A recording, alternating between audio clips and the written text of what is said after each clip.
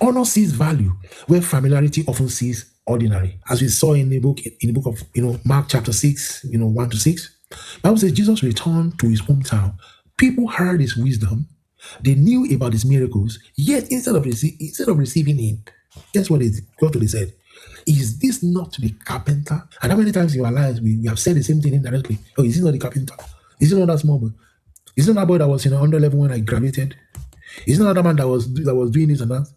How come is this and that? And you look down on them and you miss the blessing. These people, they allow what they knew about Jesus, about the past of Jesus, to blind them to what God was doing through him in the present. There are a lot of people that they kept people in the prison of their heart.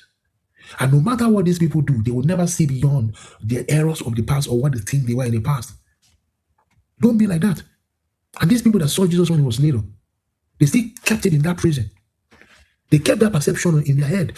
Familiarity can blind you to value. Let me say that again. Familiarity can blind you to value.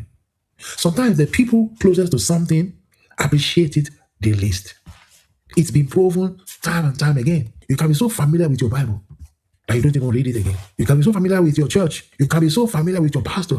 You can be so familiar with your spouse. You can be so familiar with your parents. You can even be so familiar with opportunities and you start seeing them as nothing. You can also be familiar with gifts, the gifts that God has given unto you, and you look down on them because you lack honor. If you can't even honor what God has given you, how can you honor what God has given other people?